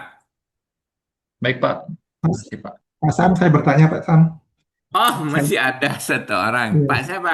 Pak Iqbal Iqbal Pak. Haris. Ya, Oh ya, silakan satu lagi ya, oke. Pak. Kita masih ada. Iya, Nah, mohon maaf nih, mohon maaf. Pak, silakan, Pak. tadi sudah disampaikan ini apa namanya praktis saja produknya adalah tas kulit. Kemudian yang ingin saya tanyakan Pak, kan kita sudah menerima raw material mereka. Pada dasarnya hanya 4 jenis material saja. Satu dari kulit, kulitnya sudah dipastikan kulit sapi, kemudian polyester, kemudian plastik, eh, kemudian ada besi, Pak. Jadi kira-kira seperti itu. Nah, eh, saya dapat informasi kemarin pencerahan dari Bu Dewi disampaikan kalau untuk kulit diperbolehkan. Jadi apa namanya pertanyaan saya adalah apa yang di harus harus dimintakan oleh auditor karena ini kan berarti kalau tanpa ini kebetulan produsennya dari luar negeri sulit untuk mendapatkan sertifikasi halal dari raw materialnya, maka tiga supporting dokumen lain kira-kira apa ya Pak ya? Apakah memang perlu dilakukan pengujian atau bagaimana Pak? Kalau Bapak mau aman, pakai pengujian, Pak. Kalau Bapak Uh, nggak mau repot ya. Kalau harusnya based on scientific, kan scientific judgment, Pak. Bapak harus mm-hmm. cari ini sumbernya, bahannya, kulitnya apa. Betul nggak itu perusahaan itu memproduksi itu aja. Kemudian bener nggak itu kan ada proses penyamakan. Karena kan Ya, kulitnya kulit impor ya, apalagi ya. betul, betul, Apakah betul. Bapak yakin itu murni kulitnya langsung kulit yang asli dari buaya misalnya ya. Terus ada nanti Oke, proses penyamakannya. Apakah itu sudah sesuai ketentuan dari fatwa MUI? Itu ada Pak mengenai kulit dari fatwa MUI ada. oke, Ininya. Jadi oke. auditor harus bekerja keras untuk melihat kan dia nggak punya dukungan sertifikat halal. Kalau di Indonesia kan sistemnya gitu. Kalau nggak punya ya udah ganti, cari yang Ya, punya sertifikat halal. Tapi kalau ya, nggak dapat, ya mau gimana? Kalau nggak dapat ya auditor harus kerja keras meyakinkan, ya, kerja keras auditor meyakinkan bahwa bahan kulit ini tidak terbuat dari bahan yang non halal, prosesnya juga tidak ada kontaminasi melalui studi, melalui ngecek website, melalui ini karena supplier tidak akan mau ngasih apa-apa. Nah, itu kan kerjaan kamu sebagai auditor. Kamu kan dibayar untuk memastikan bahwa bahan ini termasuk yang halal atau tidak. Jadi auditor yang harus kerja keras, cari dokumennya, bisa dari MSDS, bisa dari sertifikat CIS, bisa ya harus hunting. Bapak bisa tanya juga ke Meta, ke AI, ya macam-macam lah Pak. Pokoknya itu kerja keras dari auditor lagi Pak. Gitu Pak. Hmm. Ya, Pak, seandainya kalau sebenarnya pengujian sudah ditawarkan, tapi supplier sepertinya keberatan karena banyak sekali yang harus dilakukan pengujian. Kalau itu diganti dengan supplier declaration bahwa tidak ada bahan non halal dan prosesnya uh, tersegregasi dengan baik, apakah bisa diterima ya Pak ya? Itu ulama Pak. Susah ya Pak ya. Itu tergantung ulama. Iya, Oke, itu oke. tergantung ulama. Kan beliau yang Oke, buat keputusan Pak ininya. oke. Beliau Paling yang amannya buat memang pengujian ya Pak keputusan. ya. Jadi ya kalau aman ya pakai pengujian ininya. Sehingga pada saat Bapak nanti LPH presentasi di Majelis Ulama Indonesia mempunyai scientific justifikasi yang eh, apa meyakinkan lah. Gitu ya Pak. Ya, oke Pak. Terima kasih banyak Pak. Siap. Nah, kita lanjut dulu ya. Oke, kita lanjut mengenai produk kimia. Nah, produk kimia,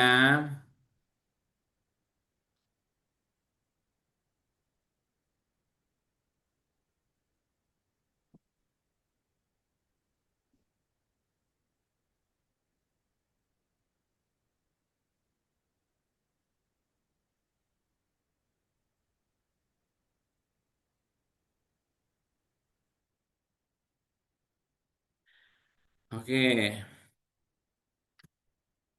produk kimia ada beberapa klasifikasi ya, Pak.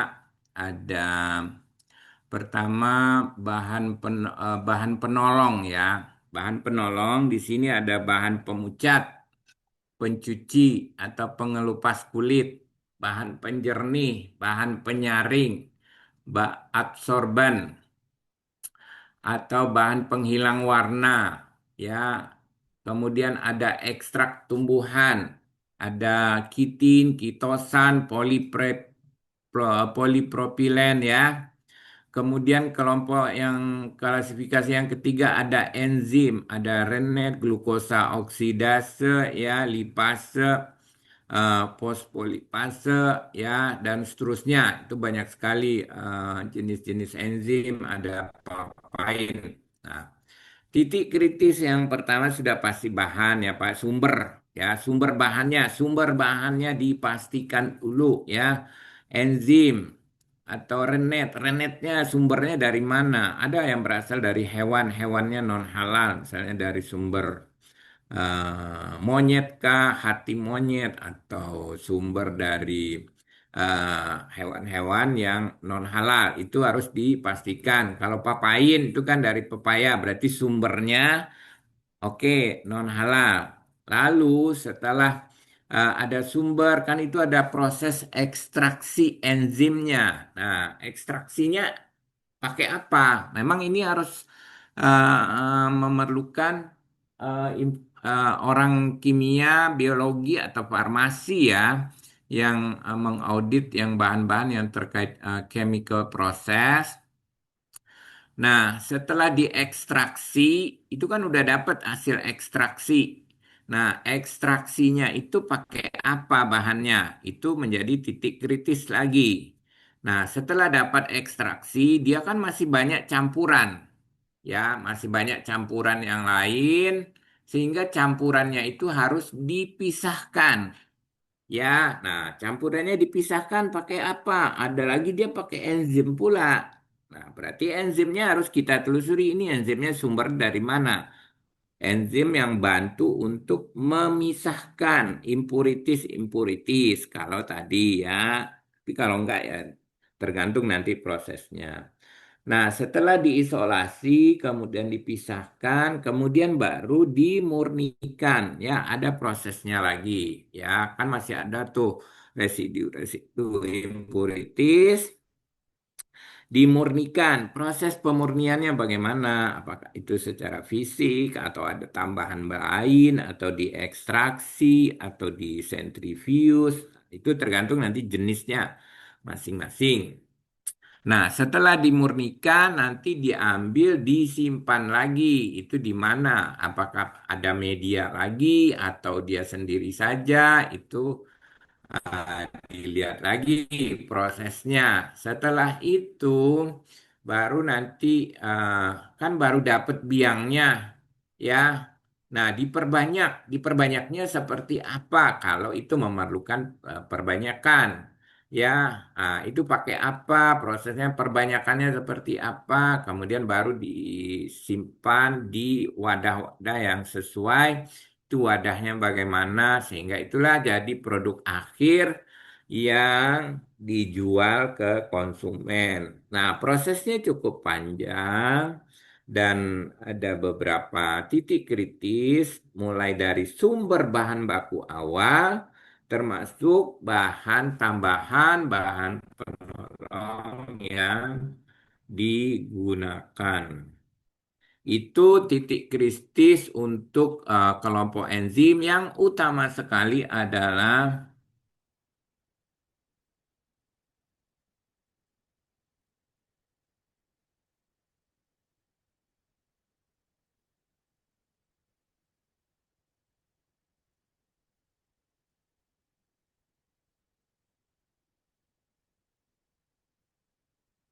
bahan proses. Prosesnya tadi agak beberapa step ya. Prosesnya ada proses ekstraksi, kemudian ada proses pembersihan, kemudian ada proses apa namanya pengumpulan kalau bahasa sederhananya, kemudian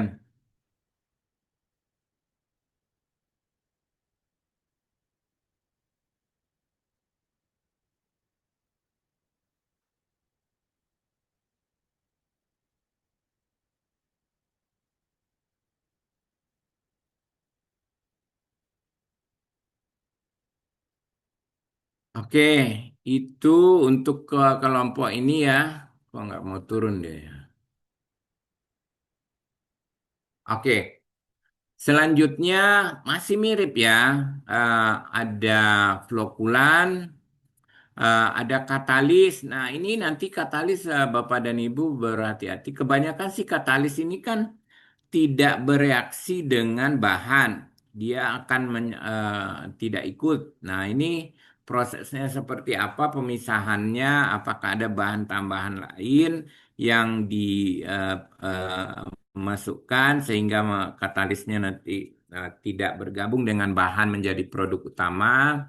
Nah, khusus untuk nutrisi mikroba ini juga agak sedikit memerlukan waktu dan tenaga untuk bapak-bapak dan ibu auditor menelusuri sumber bahannya, ya, sumbernya dulu. Ya, titik kritisnya ada sumber bahan, kemudian proses, misalnya sistin.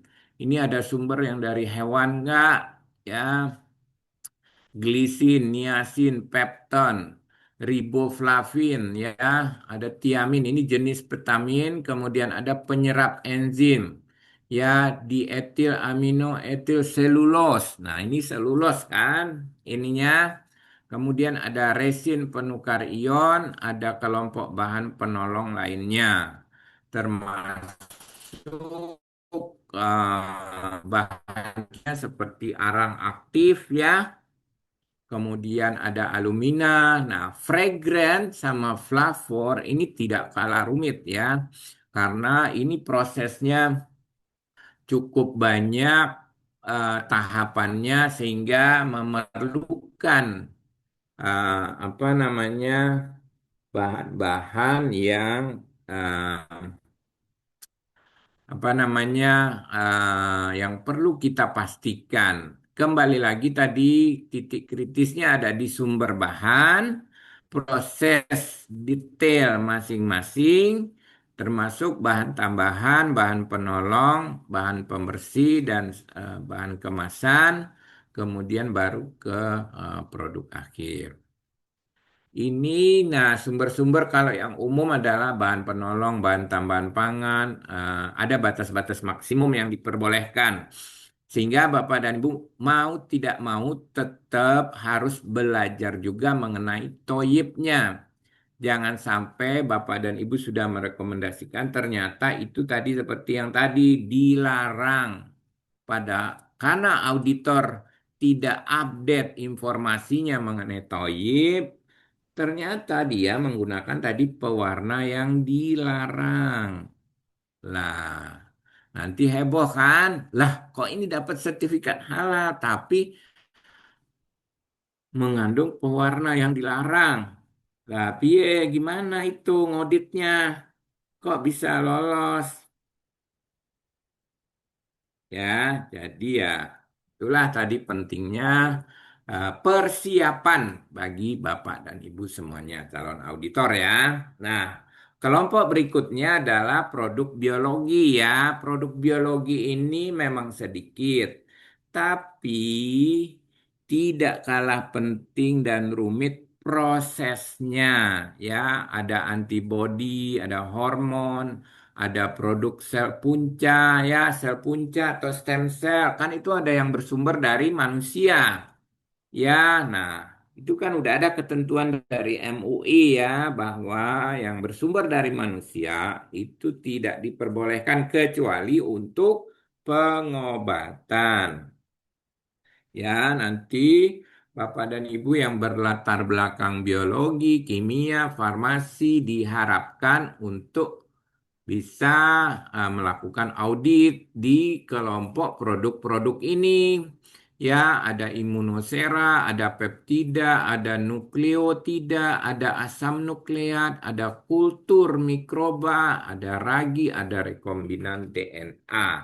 Nah, di sini auditor harus paham kalau peptida itu atau asam amino kan banyak tuh yang digunakan sebagai suplemen ya, bahan baku suplemen ya, sehingga kita harus apa namanya memastikan itu prosesnya seperti apa ya, serta bahan-bahan yang digunakan, bahan penolong, bahan pembantu.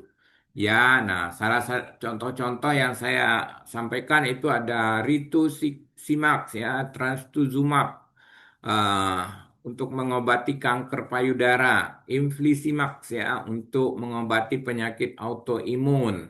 Ya, ini bisa jadi nanti dia menjadi bahan baku untuk bahan baku obat. Ya, nah ini kelompoknya ada tadi di kelompok biologi ya.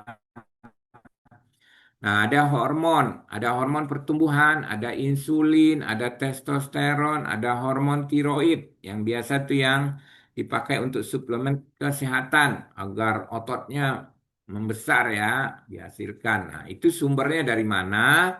Prosesnya seperti apa? Tadi yang saya sampaikan titik kritisnya di situ.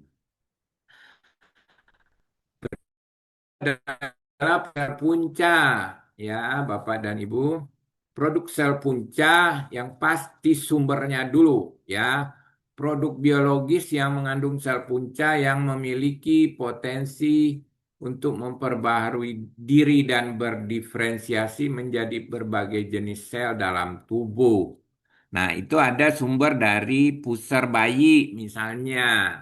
Nah, bayinya itu ada juga sel manusia yang udah mati itu yang diambil ya. Jadi produk punca ini diisolasi dari berbagai sumber. Ada sumsum tulang, ada lemak, ada darah tali pusat, atau bahkan embrio ya, bayi yang eh, lahir tapi mungkin eh, meninggal dan lain sebagainya ya, itu sumbernya. Nah, ini diproses digunakan pada berbagai aplikasi medis. Berarti ini titik kritisnya ada di sumber bahan ya, Bapak dan Ibu. Baru nanti dilihat prosesnya, bagaimana memperbanyak selnya, ekstraksi selnya gimana, memperbanyaknya. Kemudian eh, tadi ada pembersihan, pemurnian ya.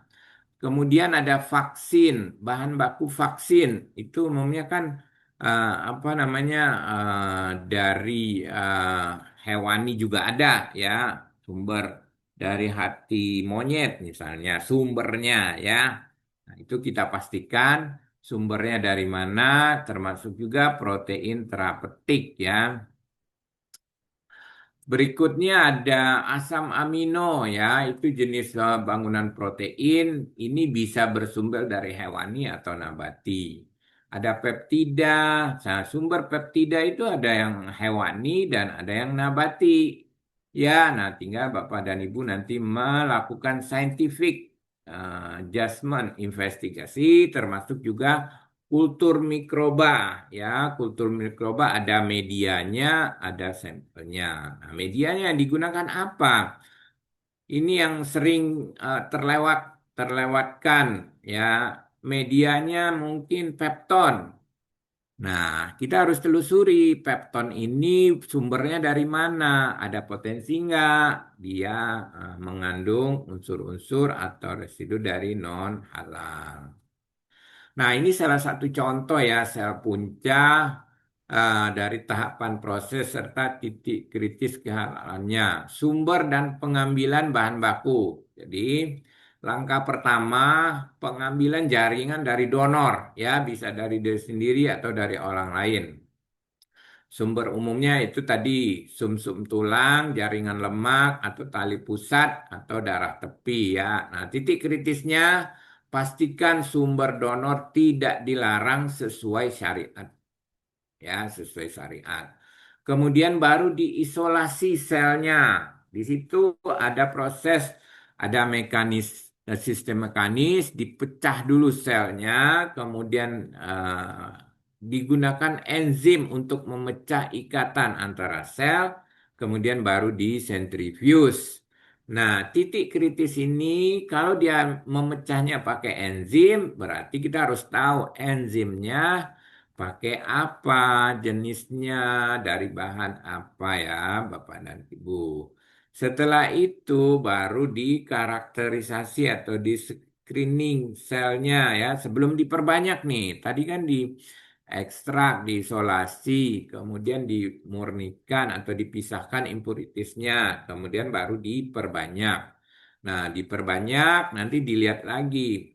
Itu ada sterilitas, ada viabilitas, ada marker ya. Kemudian pastikan metode uji kualitas dan bahan.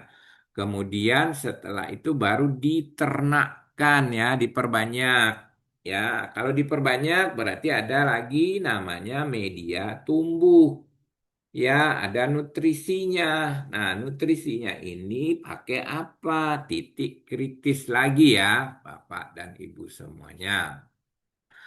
Setelah diperbanyak baru dipanen lagi ya, dipanen. Nah, di sini dipanennya juga harus dipastikan panennya pakai cara apa, ada bahan lagi nggak yang digunakan untuk membantunya. Baru nanti ada kontrol kualitas.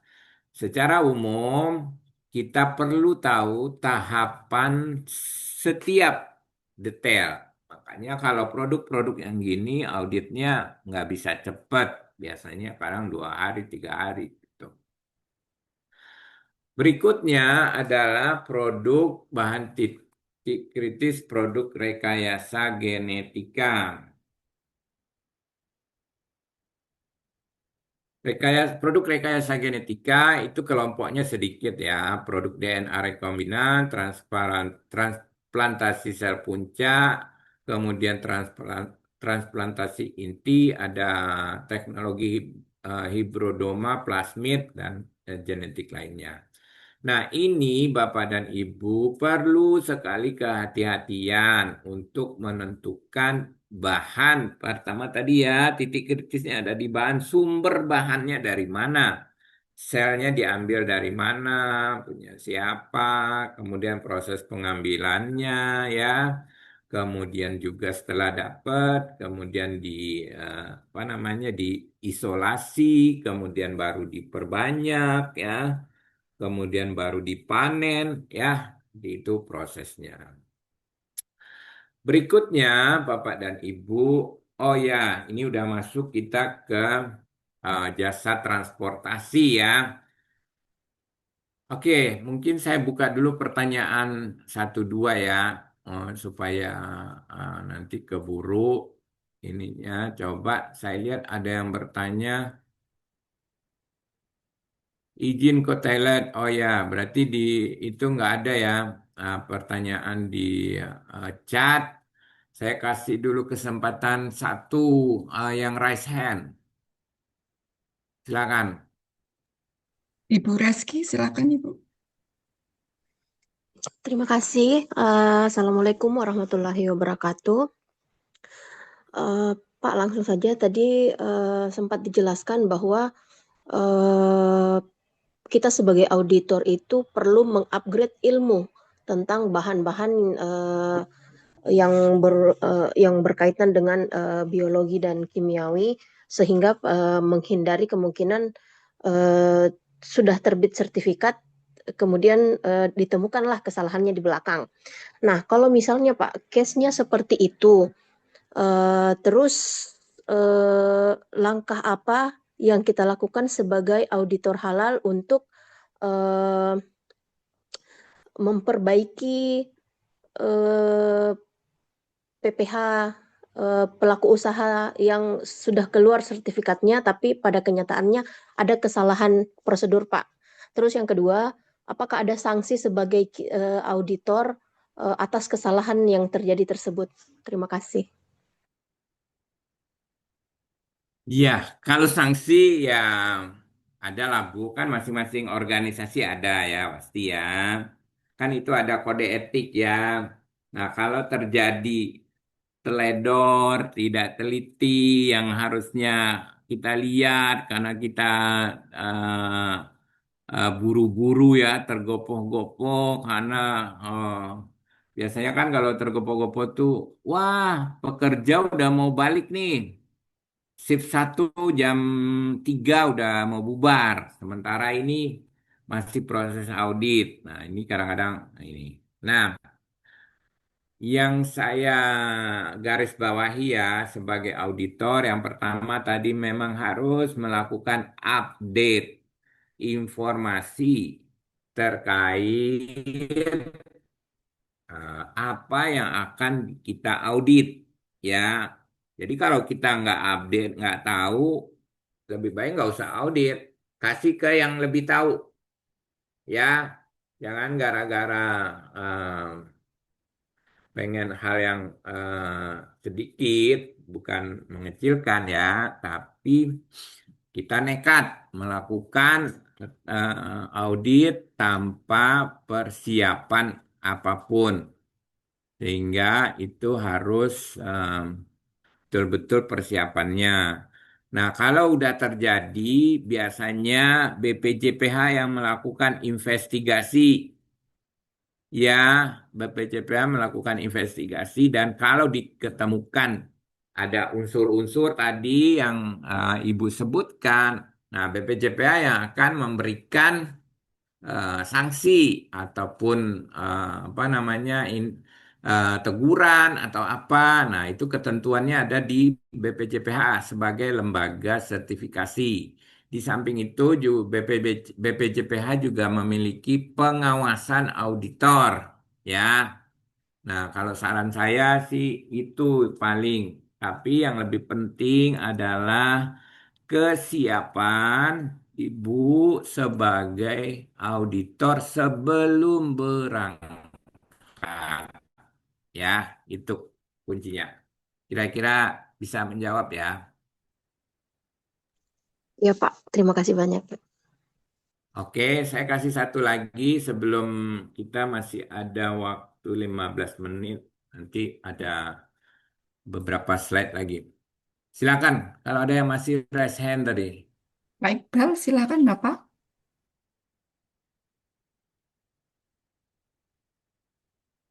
Bapak Muhammad Iqbal, raise hand. Oh, Oh iya sudah ya, diturunkan. Sudah sudah Bapak, ya. sudah, sudah tidak ada. Oh, oke, baik. Kita lanjut ya. Nah, berikutnya Bapak dan Ibu, ini kelompoknya berbeda dengan kelompok produk ya. Bapak dan Ibu auditor harus paham ya bahwa ini kelompoknya jasa. Memang di dalam undang-undang atau aturan produk itu terdiri dari dua, barang dan jasa. Ya, kalau yang tadi barang berupa fisik barang itu ada makanan, minuman, kosmetik, obat, ya, kemudian barang gunaan dan seterusnya itu berupa barang, ya. Tapi yang berikutnya berupa jasa. Nah, di sini adalah jasa transportasi, judulnya jasa supaya tidak disalahpahami oleh para pelaku usaha. Kemarin kan sempat ribut tuh, loh kok truk saya mau disertifikasi? Emang truknya perlu halal? Bukan barangnya yang disertifikasi, tapi adalah jasa transportasinya. Nah, di sini di KMA dikelompokkan ada jasa angkutan barang melalui transportasi darat, jasa angkutan barang melalui transportasi air, jasa angkutan barang melalui transportasi udara. Nah, di sini Bapak dan Ibu, yang perlu Bapak dan Ibu pastikan adalah bagaimana sistem dari pelaku usaha menanganinya, mulai dari menerima barang yang akan ditransportasikan. Ya, kalau Bapak dan Ibu suka ngirim barang, kita datang tuh ke tempat jasa transportasi atau kurirnya. Nah, terus barangnya diapain tuh? Begitu datang, dimintain apa, ditanyain apa, itu mulai dari pelaku usaha jasa transportasi atau personilnya itu melakukan treatment. Bagaimana memastikan, oh ini barangnya jenisnya mengandung yang non halal. Nah, gimana ininya penanganannya? Yang satu halal, ya penanganannya ke gimana? Dia pisahkan kah alatnya? Dia pisah waktu terima. Kemudian apa yang dia verifikasi, dia catat ya barangnya apa aja jenisnya, kritis atau bukan ya. Setelah itu dia treatment, dia bungkus lagi. Nah, bungkusnya di mana? Tempatnya di mana? Setelah dibungkus, kemudian apa namanya? Disimpan sementara dulu ya. Nah, setelah disimpan baru nanti dimuat ke transportasi, dimuat ke truk. Truknya gimana? Bersih nggak ininya? Ya, kemudian ada potensi nggak truknya dikencingin kayak sama apa apa bahan-bahan yang non halal. Ya, kemudian setelah itu selama perjalanan pelaku usaha juga harus memantau sampai kepada pengguna atau konsumen akhir barang tersebut. Jangan sampai karena supirnya kelelahan, parkirnya sembarangan. Ya, parkirnya sembarangan taunya dikencingin oleh hewan yang bisa menjadi najis ya. Nah, sampai nanti kepada fasilitas penanganannya seperti apa itu untuk jasa distribusi. Berikutnya adalah jasa penyimpanan. Ya, jasa penyimpanan itu balik lagi judulnya ya, Bapak dan Ibu, teman-teman calon auditor, judulnya adalah jasa bukan barang ya, jasa penyimpanan barang berwujud padat, jasa penyimpanan barang berwujud cair. Nah, tadi jangan lupa ya Bapak dan Ibu, fasilitas transportasi. Kalau Bapak dan Ibu dapat klien, ruang lingkupnya dia membawa makanan dalam kondisi dingin. Sementara dia nggak punya truk yang frozen atau mobil yang frozen, ya itu nggak bisa diberikan. Bagaimana dia punya fasilitas? Mau mengangkut barang yang frozen, tapi nggak punya truk yang frozen. Nah, itu fasilitas-fasilitas gitu harus dipastikan, termasuk yang jasa penyimpanan ini. Penyimpanannya ini apakah itu dalam curah atau dalam bentuk kemasan. Tuh ya, benar. Telah diterima. Kemudian kemasannya gimana? Primer kah, tersier kah?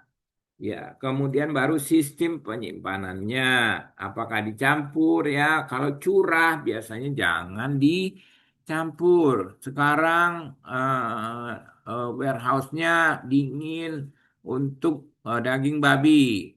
Ya, besok ganti lagi daging sapi, besok daging unta, besok. Nah, ini perlu diantisipasi terjadinya potensi kontaminasi. Ya, jadi sistem penanganan penyimpanan mulai dari barang yang akan disimpan itu diterima, kemudian sistemnya disimpan bagaimana, kemudian nanti dikeluarkan setelah siap untuk dikirim. Berikutnya adalah ini yang tak kalah rumitnya yang lagi rame itu adalah jasa penjualan retail, gerai pasar modern, toko, kios, sudah banyak yang bersertifikasi halal. Namun di sini perlu perhatian terhadap proses penanganannya barang yang di retail itu penempatannya gimana, penanganannya gimana, alatnya gimana. Harus dipastikan terpisah, dedicated ya, nggak boleh centongan atau sendok, habis nyendok daging babi nanti nyendok lagi ke daging ayam. Ya, itu berarti sudah terjadi kontaminasimu. Sehingga auditor harus mewaspadai bagaimana sistem penanganan dan operasional di retail agar tidak terjadi kontaminasi najis. Nah, ini rekapan untuk Bapak dan Ibu bisa menjadi pedoman ya. Ada jenis produk, cermati jenis produknya apa. Bapak dan Ibu sebelum berangkat auditor harus tahu jenis produk yang akan disertifikasi, deskripsinya apa, ya, bayangannya seperti apa. Jangan berangkat ke lapangan nggak tahu produk yang mau disertifikasi apa. Ya, jadi harus jelas cermati jenis produknya, cermati penjelasan, deskripsi produknya, klasifikasinya kita harus tahu. Kemudian gunakan referensi-referensi seperti KMA 94, 4748 dan referensi-referensi lain. Cermati alur proses produksi, ya, cermati lokasi dan lingkungan, cermati kondisi pergudangan, kondisi transportasi dan bahan yang digunakan. Semua ini sampai Bapak dan Ibu sebagai calon auditor harus tahu skema sertifikasinya yang mana, ya, titik kritisnya di mana. Sehingga Bapak dan Ibu sebagai auditor harus betul-betul siap sebelum berangkat ke lapangan ke pelaku usaha. Mudah-mudahan Bapak dan Ibu memiliki kelancaran dalam melaksanakan tugas. Kalau ada yang auditor yang memiliki latar belakang apa namanya sarjana peternakan atau kedokteran hewan dan mau bergabung menjadi auditor di luar negeri bisa hubungin saya karena saya ada butuh auditor apa namanya slaughterhouse. Itu paparan yang bisa saya sampaikan hari ini. Mudah-mudahan dapat menambah wawasan bagi Bapak dan Ibu sebagai ujung tombak dari ulama ya, ujung tombak yang membantu sebagai wakil ulama dalam menentukan keputusan. Saya kira itu dari saya. Terima kasih banyak atas uh, perhatiannya. Mudah-mudahan apa yang kita bahas pada hari ini memiliki manfaat bagi kita semua dan menjadi amal ibadah bagi kita. Terima kasih. Mohon maaf kalau ada kekurangan selama dalam penyampaian. Wabillahi taufik walhidayah. Wassalamualaikum warahmatullahi wabarakatuh. Waalaikumsalam warahmatullahi wabarakatuh. Terima kasih banyak Pak Adisa. Mohon aplausnya Bapak Ibu. Sungguh luar biasa apa yang sudah disampaikan oleh Pak Adisam tadi. Terima kasih banyak Pak Adisam, sangat bermanfaat bagi kami dan sebagai bekal bagi kami dalam melaksanakan tugas sebagai auditor halal. Semoga menjadi amal jariah bagi Bapak. Sehat selalu Bapak Adisam. Baik Bapak Ibu, kita beri aplaus ya. Luar biasa Pak Adisam. Ya, Dedikasinya untuk bidang halal. Assalamualaikum warahmatullahi wabarakatuh.